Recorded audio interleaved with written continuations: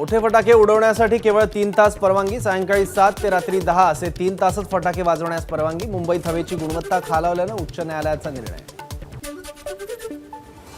मुंबईसह राज्यातील 17 शहरांमध्ये हवेची गुणवत्ता पातळी खालावली। न्यायालयाकडून गंभीर दखल। 4 दिवसात प्रदूषण नियंत्रित झालं नाही तर बांधकामं थांबवणार असल्याचा इशारा। मुंबईपेक्षा पुण्यातील हवेची गुणवत्ता खराब। पुण्यातील हवेच्या गुणवत्तेचा निर्देशांक 161 पार। पाषाण आणि कात्रजचा भाग वगळता गुणवत्ता पातळी मॉडरेट श्रेणीत। आरोग्य विभागाकडून नागरिकांना काळजी घेण्याचं आवाहन।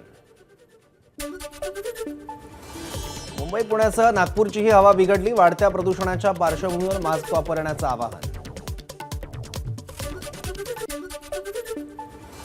धूळ नियंत्रणासाठी पालिकेनं तयार केलेल्या वाहतूक नियमांचं उल्लंघन करणाऱ्यांविरोधात कठोर कारवाई।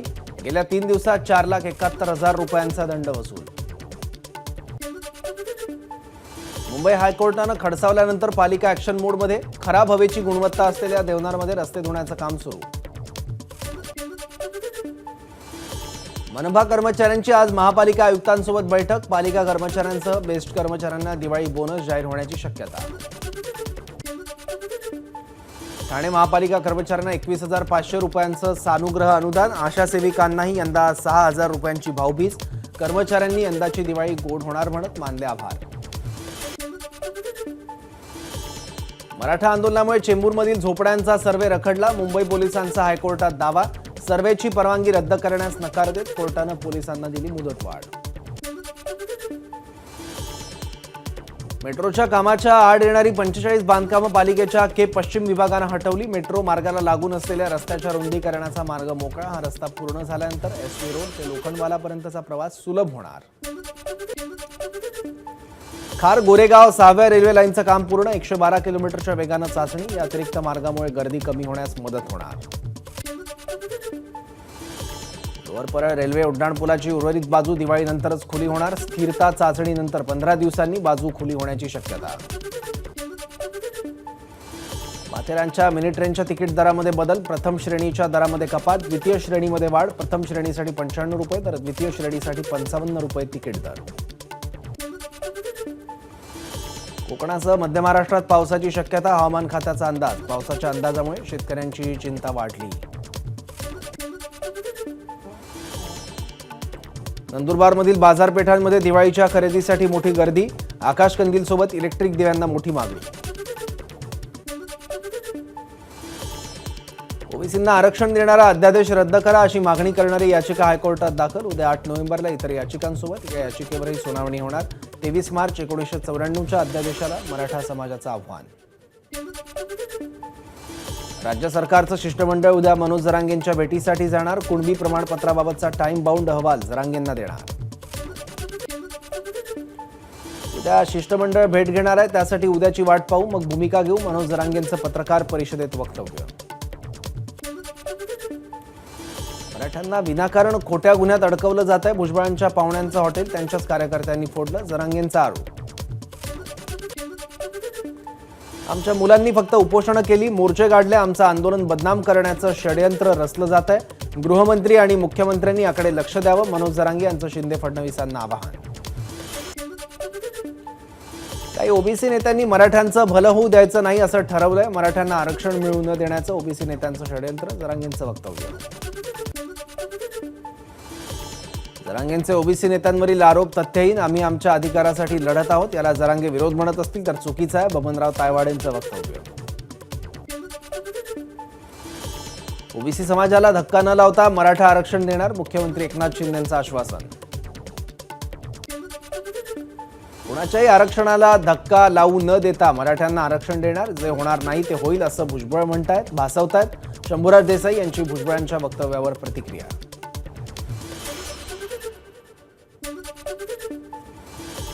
बीडमधल्या घटनेवर मुख्यमंत्र्यांनी लक्ष द्यावं। मनोज जरांगेंची सरकारकडे मागणी। खोटे गुन्हे पोलीस कुणावरच दाखल करणार नाहीत। निर्दोष लोकांवर कुठलीही कारवाई होणार नाही। पोलीस यंत्रणेवर कुठलाही दबाव नाही। मनोज जरांगेंच्या आरोपावर शंभूराज देसाई यांचं उत्तर। भुजबळ जबाबदार नेते, त्यांनी अशी वक्तव्य करू नयेत। निर्णय घेताना आम्ही एकत्र, मग भुजबळ वेगळं मत कसं मांडू शकतात? शंभूराज देसाई यांचा भुजबळांना सवाल। मराठ्यांना आरक्षण मिळालं पाहिजे. भारत जेव्हा गुलामीत होता तेव्हा भारताला गुलामीतून स्वतंत्र करण्याचे उपकार मराठा समाजाने केले. बागेश्वर बाबांचं वक्तव्य. भुजबळांच्या भूमिकेचं ओबीसी महासंघाकडून स्वागत. ओबीसी अधिकाऱ्यांवर आंदोलन काळात निलंबनाची कारवाई झाली, ती मागे घेण्यात यावी. बबनराव तायवाडेंची मागणी. 17 नोव्हेंबर जालन्याला ओबीसी समाजाचा भव्य मोर्चा निघणार. बबनराव तायवाडेंची माहिती. जरांगेंवर दबाव टाकून आरक्षणासाठी 2 जानेवारीपर्यंत मुदतवाढ. ठाकरे गटाचे खासदार विनायक राऊत यांचा सरकारवर गंभीर आरोप. 31 डिसेंबर अपात्रतेची डेडलाईन असल्यानं सरकारनं मरणपूर ढकलल्याचाही केला आरोप.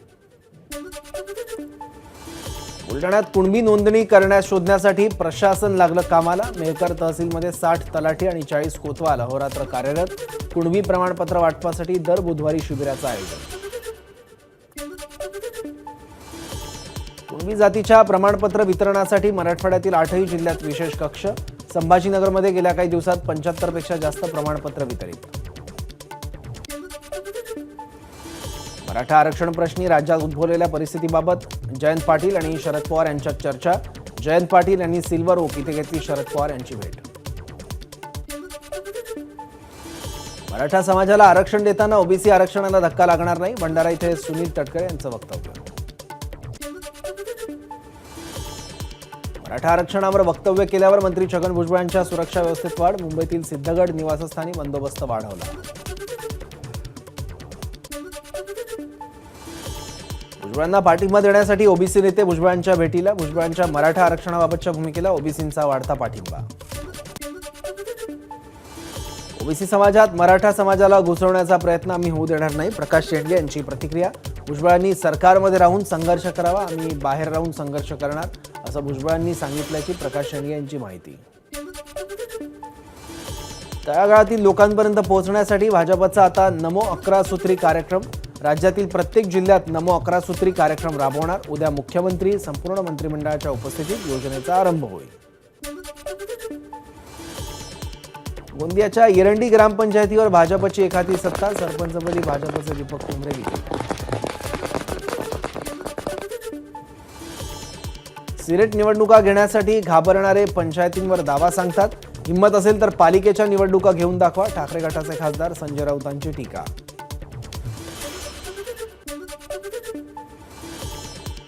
लोकसभा विधानसभा निवडणुकीतही महायुतीचा विजय होणार. हसन मुश्रीफांची प्रतिक्रिया. किशोरी पेडणेकरांना कथित बॉडी बॅग घोटाळ्याप्रकरणी ईडीचा समन्स. उद्या 8 नोव्हेंबर रोजी चौकशीसाठी हजर राहण्याचे पेडणेकरांना आदेश. मनसे नेते अमित ठाकरे आज आणि उद्या पुणे दौऱ्यावर. पुणे लोकसभेची जबाबदारी अमित ठाकरेंकडे.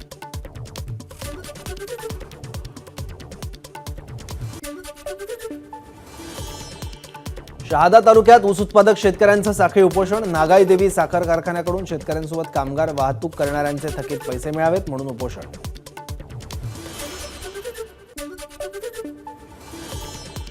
स्वाभिमानी शेतकरी संघटनेची आज जयसिंगपूरमध्ये 22वी ऊस परिषद.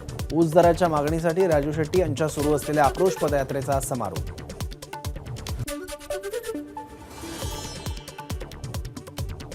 पडळकर आणि सदाभाऊ खोत यांच्या सेवा शक्ती संघर्ष एसटी संघटनेचं आजपासून आमरण उपोषण. प्रलंबित 16 मागण्यांसाठी आंदोलन.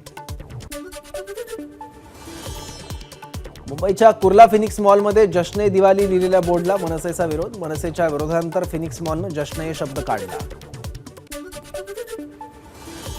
दिवाळीच्या तोंडावर कोल्हापूरच्या पाणी पुरवठा विस्कळीत. सामाजिक कार्यकर्ते विजय देसाई यांच्याकडून जल अभियंत्यांच्या निवासस्थानासमोर अभ्यंग स्नान करून निषेध. पाणी पुरवठा सुरळीत न झाल्यास उद्या सामूहिक अभ्यंग स्नान करण्याचा इशारा. एबीपी माझा, उघडा डोळे बघा नीट.